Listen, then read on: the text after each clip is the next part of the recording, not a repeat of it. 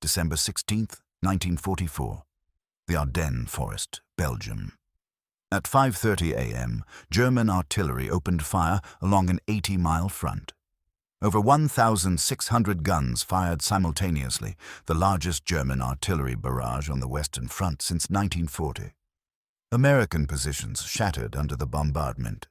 Infantry divisions that had been resting in what was supposed to be a quiet sector were torn apart before they understood what was happening. Within hours, 3 German armies, over 200,000 men, 1,000 tanks, smashed through American lines that had been held by only 80,000 troops. The weather was perfect for the Germans. Dense fog and low clouds grounded Allied aircraft. Without air support, without reconnaissance, American units fought blind. German tanks appeared out of the mist like ghosts. Entire battalions were surrounded, cut off, destroyed. By evening of the first day, German forces had penetrated 12 miles into American territory.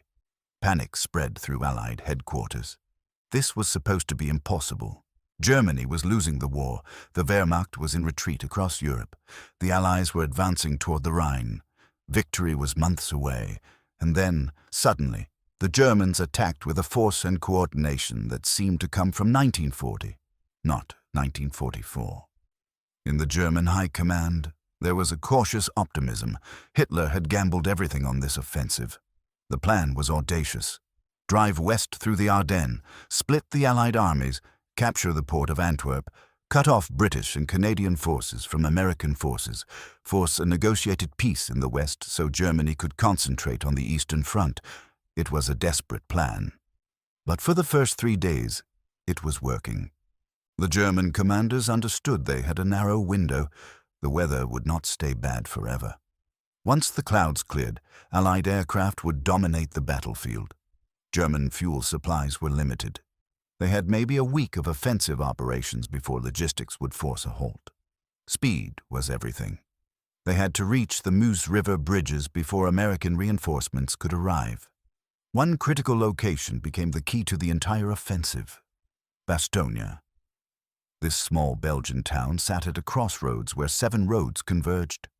Every major supply route in the region passed through Bastogne. Whoever controlled Bastogne controlled movement through the Ardennes. The Germans needed it. On December 19th, German forces surrounded Bastogne. Inside the town were elements of the 101st Airborne Division, paratroopers who had been rushed to Bastogne as the German offensive developed. They were outnumbered, outgunned, cut off from supply. The German commander sent a formal surrender demand.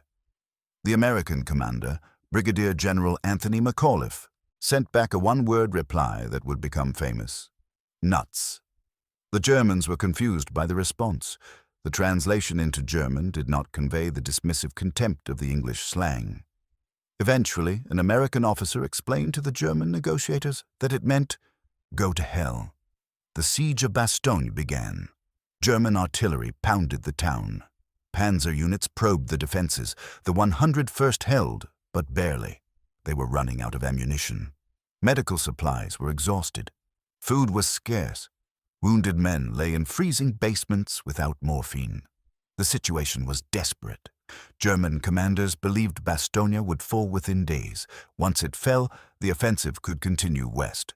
The Americans trapped inside could not hold indefinitely. On December 19th, the same day Bastogne was surrounded, General Dwight Eisenhower called an emergency meeting at Verdun, France. Every senior Allied commander in the theater attended. The mood was grim. The German offensive had torn a 50-mile wide gap in American lines. Tens of thousands of American soldiers were dead, wounded, or captured. The strategic situation was unclear because communications were disrupted and reconnaissance was impossible in the weather. Eisenhower opened the meeting by saying, "The present situation is to be regarded as one of opportunity for us, and not of disaster. There will be only cheerful faces at this table." One commander actually smiled. George S. Patton. Patton's Third Army was positioned to the south, had not been hit by the German offensive, and was currently preparing to attack into the Saar region of Germany. Patton had been studying maps since the German attack began. He had already concluded what needed to be done. Eisenhower asked how quickly Patton could disengage from his current operations, turn his entire army 90 degrees north, and counterattack into the southern flank of the German offensive. Patton answered immediately, "I can attack with 3 divisions in 48 hours." The room went silent. What Patton was proposing was theoretically impossible. The Third Army consisted of over 250,000 men, thousands of vehicles, hundreds of tanks, artillery units, supply columns stretching for miles. They were currently oriented east, preparing to attack Germany. Patton was claiming he could disengage all of these forces, turn them 90 degrees, move them over 100 miles north through winter weather on crowded roads, coordinate with units they had never worked with before, and launch a coordinated attack in 2 days. Every other commander in the room thought Patton was exaggerating. Eisenhower, who knew Patton well, suspected he might actually be serious. Eisenhower said, "When can you start?" Patton replied, "December 22nd, 3 divisions." Eisenhower approved the plan. The news of Patton's promise reached German intelligence within hours. Allied communications were being monitored. Radio intercepts picked up references to Third Army redeployment. German commanders received reports that Patton was turning north. The initial reaction was dismissal. It was impossible. No army could execute such a maneuver that quickly. The staff officers who proposed that Patton might actually attack on December 22nd were told they were being foolish. One German general said, "Patton is a showman. He makes big promises. He will attack eventually, perhaps in a week, perhaps 10 days. By then, we will have taken Bastogne and reached the Meuse. His attack will be irrelevant." Another commander was more cautious. He said, "We should assume Patton will do what he says. Even if it seems impossible, we should prepare for an attack from the south." But preparations for an attack that seemed impossible were given low priority. The focus remained on Bastogne and the drive west. The Germans believed they had time. They were wrong. What the German commanders did not understand was that Patton had already begun planning before the Verdun meeting. As soon as the German offensive started on December 16th, Patton had ordered his staff to prepare contingency plans for a 90-degree turn north. By the time Eisenhower asked if it was possible, Patton had already done most of the planning. The movement orders were written. The routes were mapped. The coordination was outlined. All that remained was execution. On December 20th, the Third Army began to move. Over 250,000 men, 50,000 vehicles, started turning north. It was one of the largest and most complex military maneuvers of the war. Moving an army is not like moving a single unit. It requires coordinating hundreds of separate movements, all using the same limited road network, all requiring fuel and supplies, all needing to arrive in the right place at the right time. The roads through Luxembourg and southern Belgium were narrow, icy, crowded with refugees fleeing the German advance. Snow was falling, temperatures were below freezing. Vehicles slipped off roads. Traffic jams formed at every intersection.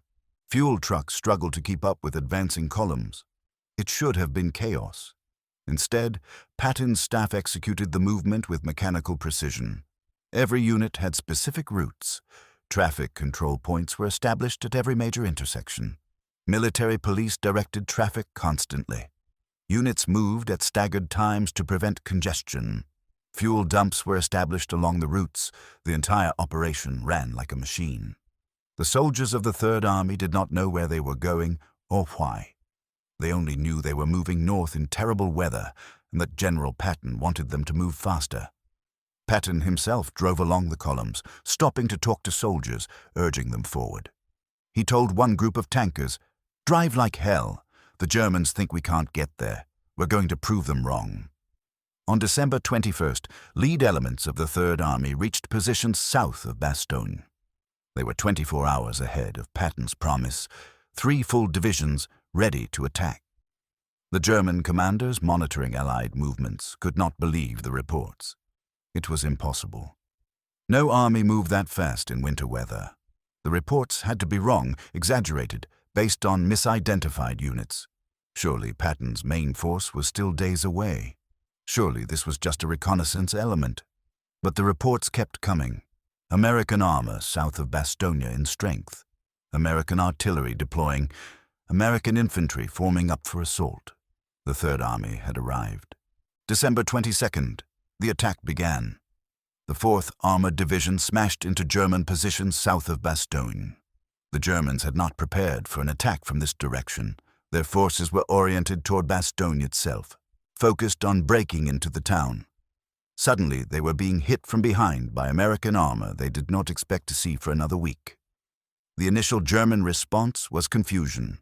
Units that had been attacking north suddenly had to defend south. Artillery that had been firing at Bastogne had to redirect. Tank destroyers that had been positioned to stop American breakout attempts from inside the town now faced American tanks attacking from outside. The German defensive line south of Bastogne was not a line at all. It was a loose screen of units that had been sufficient to prevent the 101st Airborne from breaking out, but was completely inadequate to stop a coordinated armored assault by fresh divisions. The 4th Armored Division advanced 3 miles on the first day.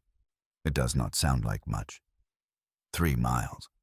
But those 3 miles were through snow, through German defenses, through terrain where every farm building was a potential strong point, and every tree line concealed anti-tank guns. The advance was measured in hundreds of yards at a time. Infantry cleared villages, tanks suppressed German positions, artillery pounded anything that resisted. The advance continued through the night. Patton had ordered, "No stopping. We attack continuously until we reach Bastogne." His division commanders followed orders. Units that would normally halt at nightfall kept moving. They fought in darkness. They navigated by compass and by the light of burning vehicles. They advanced because Patton had told them to advance. Inside Bastogne, the 101st Airborne could hear the fighting to the south. They did not know who was attacking or whether it was a rescue attempt. They only knew that something was happening. German artillery fire, which had been constant, became sporadic. German attacks, which had been increasing in intensity, suddenly stopped. The Germans were clearly dealing with a problem elsewhere. On December 23rd, the weather cleared. For the first time in a week, the sun broke through the clouds. Allied aircraft filled the sky. Fighter bombers attacked German columns. Heavy bombers struck German supply lines. Transport aircraft dropped supplies to Bastogne. The 101st Airborne, which had been starving, suddenly received food, ammunition, medical supplies. The psychological impact was enormous. The Germans looked up and saw the sky filled with American aircraft. Hundreds of them. Attacking with impunity, every road was strafed, every vehicle was a target, every troop concentration was bombed. The German offensive, which had depended on bad weather to neutralize Allied air power, suddenly faced the full weight of Allied air superiority. The German commanders south of Bastogne now understood they were facing a disaster. Patton's Third Army was attacking from the south. Allied aircraft were destroying everything that moved, and inside Bastogne, the 101st Airborne was still holding, still fighting, now resupplied and reinforced from the air. The Germans had to choose, continue attacking Bastogne and risk being cut off, or withdraw and abandon the offensive. Some units tried to hold, others began to retreat. The German chain of command fractured as different commanders made different decisions. The result was chaos. December 24th, Christmas Eve. The 4th Armored Division was 6 miles from Bastogne. German resistance was increasing as they approached the town. The Germans understood that if Bastogne was relieved, the entire offensive was finished. They threw everything they had at the 4th Armored Division. Panzer counterattacks, anti-tank gun ambushes, infantry strong points. The advance slowed to a crawl. Every mile cost casualties. Every village required a battle. But the advance did not stop. Patton visited the front lines on Christmas Eve. He found his tankers exhausted, frozen, frustrated by the slow progress. He told them, "I don't care if it takes 1 more day or 3 more days. You will reach Bastogne. Those men have been surrounded for 5 days. They're counting on you. Don't let them down." The tankers attacked again. Through Christmas Eve night, through Christmas morning, the 4th Armored Division clawed forward. On December 26th at 4:45 p.m., lead tanks of the 4th Armored Division's 37th Tank Battalion broke through German lines and made contact with the 101st Airborne inside Bastogne. The siege was broken. The relief column had arrived. Inside Bastogne, paratroopers who had been fighting for a week without adequate supplies suddenly saw American tanks rolling into town. Some men cried, others cheered. Most were too exhausted to react. They had held, they had survived, and Patton had kept his promise. The German reaction to the relief of Bastogne was despair. The commanders who had dismissed Patton's promise as impossible now faced the consequences of their miscalculation. The southern flank of the German offensive had collapsed. Third Army divisions were pouring north. German units that had been advancing west were now being attacked from the south. The offensive, which had seemed on the verge of success just days earlier, was falling apart. Fuel shortages, which German planners had known would be a problem, became critical. German tanks ran out of gas and were abandoned. Supply columns, which were supposed to follow the advancing spearheads, were being destroyed by Allied aircraft. Ammunition was running low, food was scarce, and winter was getting worse. The German soldiers, who had started the offensive with confidence, now faced the same conditions American soldiers had faced: cold, hunger, isolation, air attacks. But unlike the Americans, the Germans had no reinforcements coming. Every loss was permanent. Every destroyed tank could not be replaced. Every casualty left a gap that could not be filled. By late December, the German offensive had stalled. Not because of a single dramatic defeat, but because the cumulative weight of logistics, weather, and Allied resistance had ground it to a halt. The Germans still held a bulge in Allied lines, a salient extending 40 miles into Belgium, but they were going no further. Hitler ordered his armies to hold their positions, to defend what they had gained. It was a pointless order. The Allies were now counterattacking from multiple directions. Patton's Third Army from the south, British and American forces from the north. The Germans were being compressed from both sides. January 1945. The temperature dropped to minus 20 degrees Fahrenheit. It was one of the coldest winters in European history. Soldiers on both sides suffered from frostbite, trench foot, exposure. Men froze to death in foxholes. The fighting continued anyway. Patton's Third Army pushed north and east, methodically reducing the German salient. Every village required a battle. Every ridge required an assault. The Germans defended stubbornly because they had nowhere to retreat. Behind them was Germany itself, and retreat meant admitting the offensive had failed. The snow turned red with blood, not in a single dramatic battle, but in hundreds of small engagements across frozen fields and through shattered villages. The Germans, who had started the offensive with over 200,000 men, were being bled to death by attrition. American casualties were also horrific. The Battle of the Bulge would cost the United States 19,000 dead, 47,000 wounded, 23,000 captured or missing. The 101st Airborne, which had held Bastogne, suffered 2,000 casualties during the siege. The 4th Armored Division, which had relieved them, lost hundreds of men in the advance. But the Americans could replace their losses. Reinforcements arrived from England. New divisions were activated in the United States and shipped to Europe. Damaged tanks were repaired or replaced. Ammunition stocks were replenished. The American war machine, which Patton's rapid advance had demonstrated so effectively, continued to function. The Germans had no such capacity. Every loss was irreplaceable. Every tank destroyed was gone forever. Every experienced soldier killed could not be replaced. By late January 1945, the German salient had been eliminated.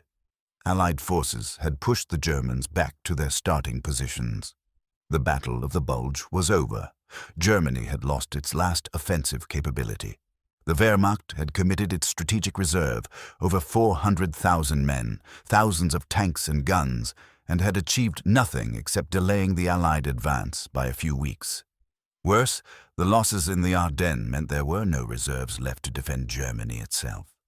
When the Allies crossed the Rhine in March 1945, there was nothing to stop them.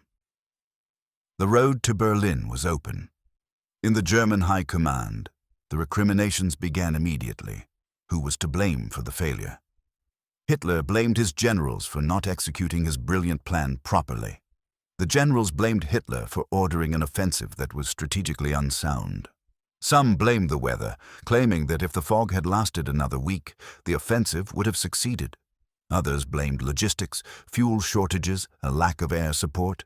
But many German officers, in their private assessments, blamed their own miscalculation about Patton. They had dismissed his promise to relieve Bastogne in 48 hours. They had laughed at the idea that an entire American army could turn 90 degrees and attack in 2 days. They had assumed it was impossible, and they had planned accordingly. And then Patton had done it anyway. One German general, in a post-war interview, said, "We made the mistake of assuming American commanders thought like German commanders. We calculated how long it would take us to execute such a maneuver and assumed the Americans would require even longer. We forgot that Patton was not a methodical commander. He was aggressive, reckless, willing to take risks we would never take. And he had the logistical support to make those risks succeed."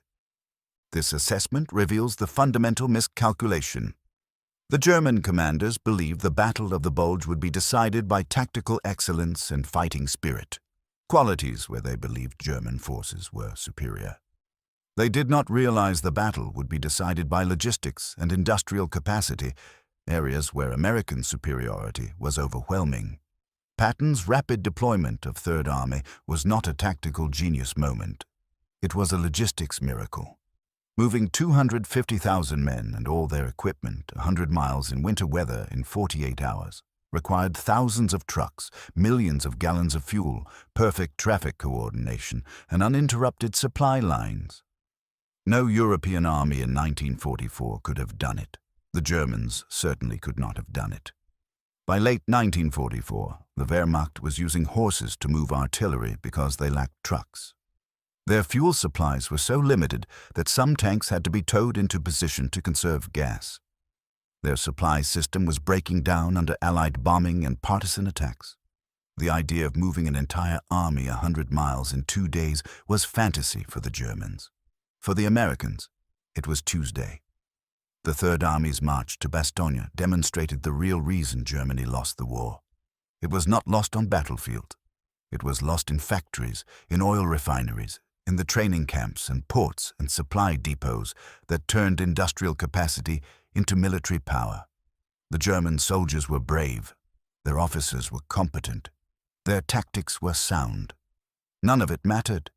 They were fighting an opponent who could move armies across continents, supply them indefinitely, replace losses continuously, and dominate the battlefield with overwhelming material superiority. The snow turned red not because of German tactical failures, but because they were fighting a war they could not win. Patton himself never doubted the outcome. In his diary on December 19th, the day he promised to attack in 48 hours, he wrote, "We can and will win this battle. The Germans have made a mistake.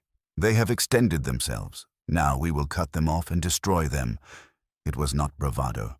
It was calculation. Patton understood that the German offensive, no matter how initially successful, was doomed because it relied on capturing Allied supplies. The Germans had started with limited fuel. Their plan was to capture American fuel dumps and use captured gasoline to continue the advance. It was desperation masquerading as strategy. When American forces managed to destroy or evacuate most fuel dumps before the Germans could capture them, the offensive was finished. The German tanks simply ran out of gas. By January 1945, Allied forces were finding abandoned German Panthers and Tigers sitting beside roads, intact and functional, but empty of fuel. The crews had walked away, leaving billions of dollars worth of equipment behind because they had no way to move it. This was the real story of the Battle of the Bulge. Not dramatic tank battles or heroic last stands, though those certainly occurred, but a logistical collapse. The Germans had gambled that they could sustain an offensive with captured supplies. When that gamble failed, everything else failed. Patton's relief of Bastogne accelerated the collapse, but it did not cause it. The Germans were going to lose anyway because they lacked the resources to sustain their advance. Patton just made it happen faster. The soldiers who fought in the Battle of the Bulge understood none of this strategic context. They understood cold. They understood fear. They understood watching friends die in frozen fields far from home. The grand strategic calculations meant nothing to a rifleman in a foxhole. But those soldiers also understood, at some level, that they were part of something larger. The relief of Bastogne became legendary, not because of the tactics involved, but because of what it represented: American determination. The Germans had launched their best remaining forces in a surprise attack. They had surrounded an American division. They had demanded surrender. The Americans had refused. And then, impossibly quickly, reinforcements had arrived. Not in weeks, not in days, in hours. The Third Army had turned 90 degrees in a blizzard and smashed through German lines because an American general said he would, and American soldiers believed him. That confidence, that certainty of eventual victory, was worth more than tanks or planes. It meant American soldiers kept fighting even when surrounded, even when outnumbered, even when the situation seemed hopeless, because they knew reinforcements were coming. They knew the supply chain would not break. They knew American industrial power would eventually crush any opponent. The Germans in the Ardennes learned the same lesson German soldiers had been learning since 1942. Tactical victories meant nothing against strategic, overwhelming force. You could win battles and still lose the war. And in the snow of the Ardennes in December 1944, the Wehrmacht learned that lesson one final time. They had laughed at Patton's promise. Then the Third Army arrived, and the snow turned red.